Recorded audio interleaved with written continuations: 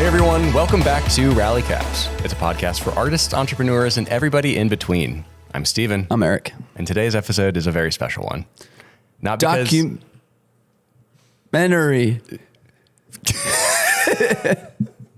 We did it, Steven. We did it.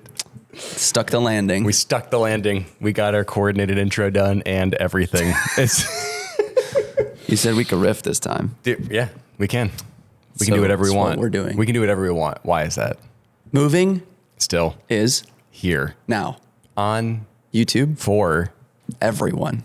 and It is so good. because It's an hour free. and 15 minutes for free. That was pretty good. Do you remember when we used to do that? Yeah. For the yeah. I forget which do it more episodes. We're really good at it, obviously. Heck yeah. Yeah, our documentary, which you've all heard about at length on the show. You've also seen it A lot in the background. back of this shot, If you're specifically watching on YouTube, for a long time. We've chatted about it many, many times, updates, progress reports, all of these things over the years. And it's finally available for you to watch on YouTube for free. For free. For free. If you're on YouTube right now, honestly, just go to the description. Stop listening. Stop watching this. Go click it. Top link in the description. Watch the movie. Immediate link over to the video. Wait, but before you do, Yeah. since it is free, Yes. the least we ask of you, if you've been following along with us for years Yes. and been excited for Moving Still, even if you haven't, if you could go like that movie on YouTube, That feature film. give it a like, and just engage with it. Maybe watch it first, but then just leave a comment. We would love to have as much traffic and engagement on that thing as humanly possible, so the algorithm goes, that's a good thing. It's a good movie. Promote it, push it. It's a good YouTube video. It's a good YouTube video. Yeah. If you can't tell, we are warming up still. Yeah. In this episode. Moving still, if you will. Yep. We are still moving still. Yes. Which is the sequel coming out in 2020. That was the Never. best joke you made in all the premieres. So it was like, okay, so when's the sequel? Steven was like, still moving still? Did we reference that in the last episode or I don't know. extra innings or something? 'Cause Maybe, I feel like I remember saying, "Oh, I saw Sam Sheffer get a big laugh out of that." Yeah, It made yeah. me very happy. But the other part of that as well is at the end of the movie, we put a title credit. Yep. It's the last thing on the movie on YouTube Yes. that says it was entirely self-funded, and that we are Because it was. Yeah, we are accepting donations through the film's website as well. If you'd be so inclined to help us offset the cost of production, since we paid for all of it and Yes. it wasn't supported by any brand or anything. No, So no sponsors. No one jumped on board. No one supported financially in any way for the production of the film. Music Bed was a wonderful support on the music licensing side of things. We're very grateful to them for that. And also to BPN for supporting our very first in-person screening at the premiere to help offset the theater costs for that specific showing, which was very kind of them. super sweet. But let's rewind just a little bit and chat Yeah, about maybe why. jump into that first, Eric. Well, let's just talk about why we chose to release it for free. Yeah. Because I think that was something Yeah. that is maybe going to catch people by surprise. For sure. Because we danced around and maybe have even talked about it on Rally Caps. I honestly can't remember, of a few different options. You know, there were a few routes that we considered, some people that approached us and that we'd had conversations with about how to distribute the film best, potential avenues that we could have explored. Yeah. And in the end, we decided, let's just put it out on YouTube for free so that as many people as possible can watch it. Let's chat about that decision first. Well, I think from the beginning we were like, okay, out of all the possible avenues, that is one. I think that was something we always thought of, but I think it's how it originated. Right. Given the scope of the project, how much time, effort, money, energy was all poured in by every party, Joe and Maddie included, we were all like, well, like, is that the best idea to do it that way? Given the amount of time we're sinking into this. When push came to shove and we looked at options like going to festivals, I think what the interesting part about the festival thing is we were exploring those options like a year and a half ago. Yes. And I think at that time we were under the impression that we were probably going to be releasing it in the next few months or something. And you have a much clearer memory than I do on most things. So it all kind of gets blurry for me. I think the craziest part of all of it is that all of us had to maintain our jobs and what we do in the process of making a feature film. Yeah. And I think that's what made it most complicated, is the fact that we didn't have any funding on the front end. We couldn't stop our lives. No. And so because of that, it became really complicated in trying to get it out faster or finding an avenue that made the most sense. Because I think if it was funded on the front end and that brand or whoever funded it agreed to then put it on YouTube, it would have gone way faster through that process, because we wouldn't have to have worried about how are we going to recoup the money, blah, blah, blah, all that stuff. And I think it was just this slow release over time of just like, okay, we don't want to do the festival route because that can get really political and who you know and all these different factors. Costs more money and pushes the timeline out even further. Right. And at that time we were like, wow, that's a whole year away to submit to that festival. Do we really want to wait that long? Which is ironic because it ended up being that long until we released it. But we didn't know that at the time. It's extra cost to, get into the film festival. If you want to go there, then you have to, all those things. And then, even then you're not guaranteed that if it goes to that festival, that it would win any kind of award, that it would get picked up by any distributor, all of those factors. So we kind of stepped away from that. We're like, it's just not really, we never went into this being like, we're going to submit this to festivals. Yeah. Where I think a lot of people who make documentaries, who make films, narrative films, have that as an end goal. They look at like a flagship festival or something they've always dreamed of getting into, and they think, they just say that's the goal. And I think those people have really good clarity in that intention, whereas that's just a really foreign world to us. That's never really been any of our dream as far as the work that we're doing. And it became very clear that based off of Joe's story and what this film is about, especially Matthias's part in it, is that we want this story, and particularly what Matthias says in relation to Joe's story and how to deal with trauma and how to move forward from it in a very specific way that Joe experienced, that I think a lot of people can relate to. We really wanted that message to be falling on as many ears as possible. And so in the process of then navigating, okay, we're not going to go through festivals. Let's see if, we can go to different cities, screen this in different places, maybe meet some people and see if distribution might work that way. And in that sense, it was like, didn't really have much in that regards, right. The in-person. Which the in-person premieres were amazing so in their fun. own right, and so much fun to meet all of you and to spend time with you and experience a film that we made over the course of 2.5 years in a room, in a proper theater, surrounded by people who are all there and so excited for it. That was very wild to experience people actually seeing the film and being affected by it. So much so now where we did the release of the trailer on Joe's channel this past week. We just did the Instagram reel announcing it yesterday, and seeing people in the comments of these announcements saying, this film is so good, or this film affected me so much. People that were actually at these premieres and have seen it in its entirety already is so cool to experience before, the world at large is seeing the whole film, and obviously giving some credibility to it, but more so just really fulfilling on our end to see that it's already resonating like that. And one of the most special things out of the premieres were that we would just get tagged in a gazillion stories on Instagram the 24 hours after the event.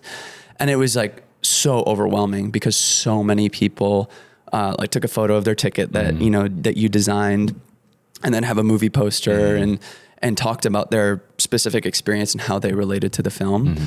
And, I did my best to screenshot as many of those as I could just, for recollection. So that was massively helpful and inspiring in understanding the proof of concept of the film, that it was resonating with people in that way. Yep.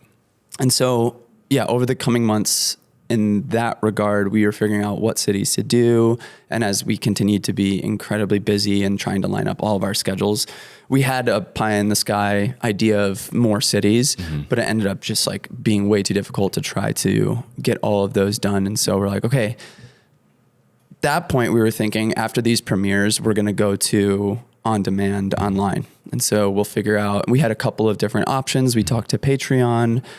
We thought about going on a website called Moment to do a premiere event. Not related to Shop Moment.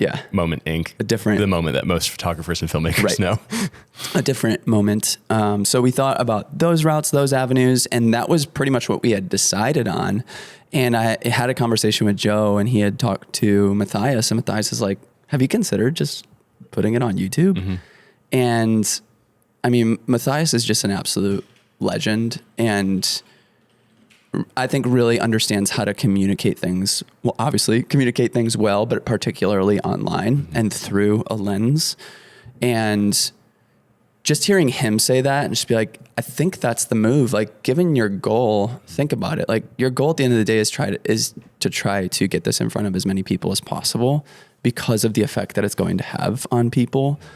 And then when we started to look at that, we were like, yeah, how many people will actually rent this? You know, like, and how long would that period be of people renting this film? Like, is that going to be that much different than allowing us to just, because in that model, we're like, we're going to release it for free eventually. Mm-hmm. But then that even delays that timeline even more. Mm-hmm. You know, out of the 2.5 years, people have been hoping to see this already. And it's really difficult when like you're dealing with a movie that you care so much about, you put so much work into.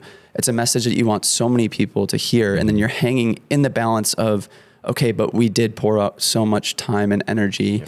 Like, the least we can try to do is try to recoup the costs and just end back at zero at the very least, and not just be in the red at the end. But it felt like just kind of this slow release of that, at least this whole year, it felt like in 2024. Yeah, absolutely. Yeah.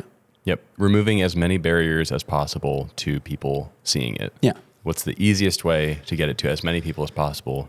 YouTube was the clear choice, the clear winner in all of that. And I think in regards to like people wanting to have seen it or see it for so long and being so patient and waiting for it, this felt like a really good gift to those people who have been supporting it, whether that meant coming to in-person premieres, engaging with anything we've promoted online or sneak peeks that we've given with the film, that they could then, you know, at the end of this, like, I'm sure they would have also been willing to rent it and watch it and support us in that way for sure. But then just to go that step further and be like, hey, it's actually just, it's free now. You can watch it for free. It's the most accessible thing possible. It's and the fact that they could just go back to it whenever they want. And they can share it with a friend and other friends can share it with people without feeling like they're selling something to a friend and saying, hey, go pay money for this. Just go watch this film. It's on YouTube. It's a global service too. There would not have been any, you know, country restrictions if we went a certain route with a certain distributor or a certain platform to actually get it up online. There wouldn't have been any apologies we've had to make because, you know, certain people weren't able to access it for some reason or rent it. It's just there. Yeah. It's just free and it's just accessible to literally everyone and anyone. And that's a really, I don't know, it just feels like the perfect full circle way to conclude this journey because it started with the intention of just being a short YouTube video. That was what you pitched Joe in the very beginning of this, which, as I'm saying that also, brief pause. For anyone who has not been listening to Rally Caps for a long time, Eric, what is this film? What is Moving Still? Yeah. Great. We're reverse engineering this conversation. We're doing this cool new thing with podcasts where we start at the end and go back to the beginning. Yeah. We're Benjamin buttoning all of our episodes now. Okay. So what is Moving Still? Yeah, the tagline, you know, as it says on the poster there, a documentary totally read about it's a documentary about the art, running, and life of Joe Greer. Joe and I met in New York City in 2021, running the New York City Marathon. It was the first time he had ever run a marathon. He had come from a running background in high school and even a little bit in college, but had spent about 10 years not running, building his photography career and his art empire, becoming a very prolific photographer with a massive audience online, becoming one of the most popular street photographers on the planet, making books, like doing all this stuff in the artistic space. If you are a photographer, you probably have heard of Joe Greer or seen some of his work. And so I knew him from that perspective. So I had been running marathons for about 4 years at that point and getting better at it. And this was the first time I was running the New York City Marathon. So it was a very exciting morning for me, but even more exciting for him because he lived in New York City and this was his first marathon. And then come to the end of it, he absolutely obliterated it and ran a 2:49, which is an unbelievable time to debut a marathon. And so it was just this magical experience. I didn't have as great of a day as him. I had a pretty brutal day. But I had a great day watching. Sure, yeah. Yeah, it was awesome. And that was crazy because you actually, it's in the documentary footage that Steven took of Joe at mile 23. Which is hilarious. Up Fifth Ave. In hindsight. Which is wild. And you screamed "Go Bengals" at him, which is awesome. He's a huge Cincinnati Bengals fan. It's like, please notice me. So weird that you didn't know him at all at that point. It's the craziest thing. So, shortly after the race, I congratulated him over DMs and then just pitched this idea of okay, this is really cool. It seems like you like marathoning. We both do. I had been in a place with my filmmaking where I wanted to extend beyond wedding work and the small amount of commercial work that I was doing and dive into something a bit more narrative. And so I pitched an idea to him to do just like a short documentary, either on his next goal of breaking 240 in the marathon and or a build to running Boston Marathon because he had qualified for it. So something like that. And over the next few months, we just kept going back and forth and it just kept escalating. We could do this, we could do this. And it was all revolved around running. And I had started my running channel, but I had made 6 videos in COVID and just hadn't been doing anything with it. I filmed one of those videos. Yeah, the first one. Yeah, in Massachusetts. Yeah. But once we finally figured out a plan, the plan was, okay, we're going to spend 9 months documenting your build up to try to break 240 at CIM at the end of 2022. And that was the intention, going down to Nashville with the whole crew at Creative Club. Yeah. And everyone was so stoked to meet Joe. Yeah. We've all been inspired by his work over the years. And so everyone was just really pumped to go down, meet him, experience what his world was like, and start shooting whatever this was going to be. And on that trip, on a car ride, Joe shared with me his entire life story, his traumas, and everything he had been through, which I had zero clue about. Well, no one had any clue about. Right, because his book hadn't been released yet. This is right before he released Lay of the Land. And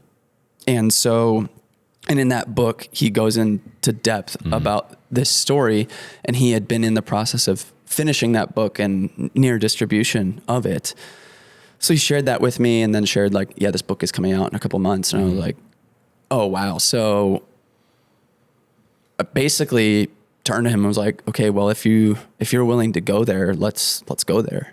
And he agreed. And then the coming months were just okay, let's figure out how we do this. Yep. Trust building.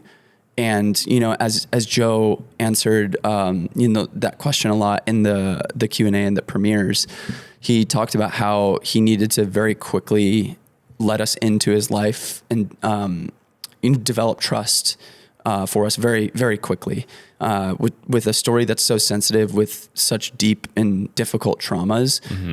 I personally have I look at it, I'm like, I have a really hard time, committing to that right off the bat. And I think that was part of the process too. It's something like that takes a long time and you have to navigate some really difficult moments, especially as if you've seen the film already or you're going to watch it. There's a whole section where we go to his hometown in Florida, and it's deeply uncomfortable at points, based off of, the events that happen, and you just revisiting all of those memories and all those traumas. So revisiting all those things with a film crew with you. It's crazy. It's a lot. Yeah. It's a lot to handle in one day, especially that we packed it all in one day. We were in Florida for a week, but we put all the heaviest stuff on one day because it was pretty far from where we were staying. So yeah. And so all of that was at play. And then because of that, the superficial side of the story of him breaking 2 hours and 40 minutes became just that. It was this kind of superficial entry into the story that went way beyond it, because months later we finally interviewed Matthias Barker. Barker, his close friend and college friend, and Joe was actually his RA.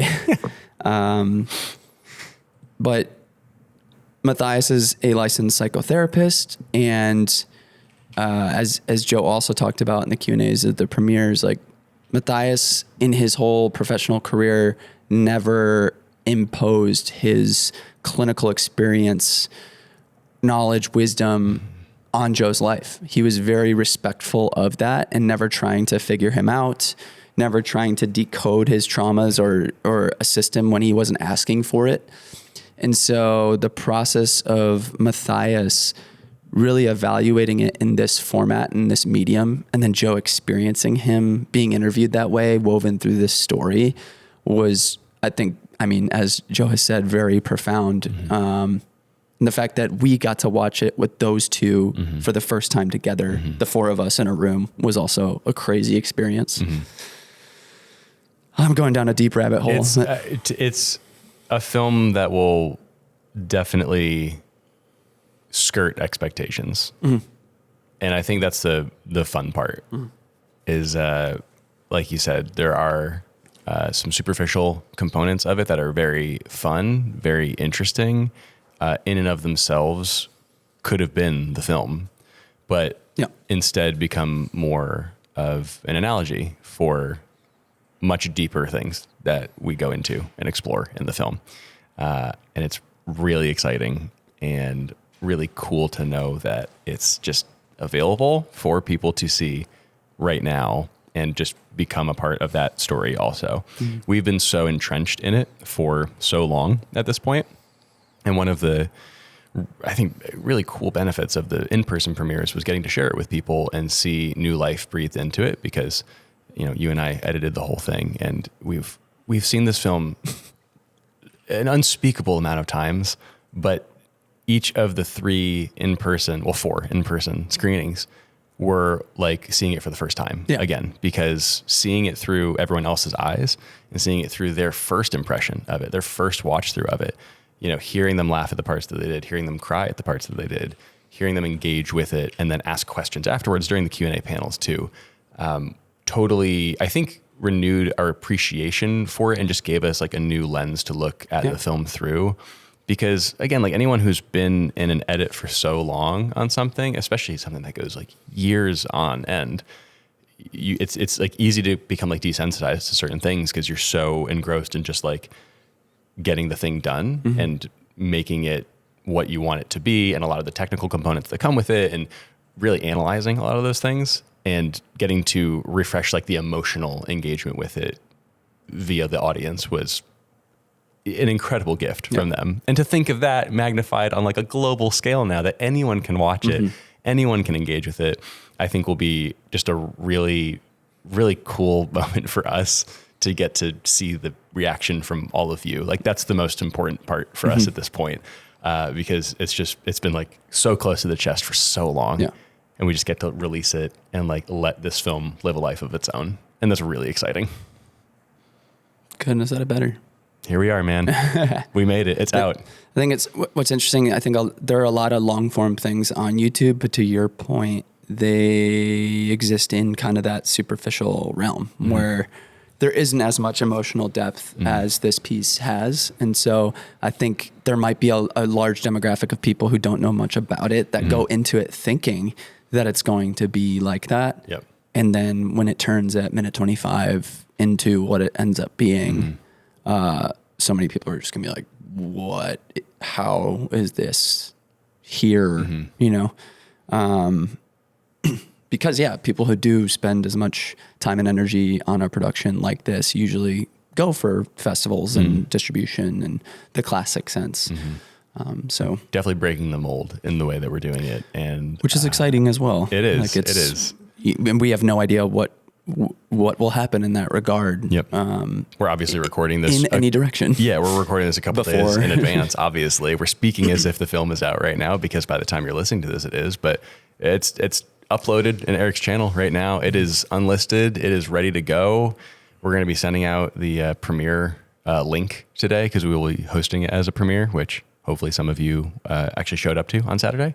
But it's just kind of like a great unknown ahead of us right now, because it's not out and we're sitting on the brink of it. And I think we're whole team is just like really excited to see what could come from it.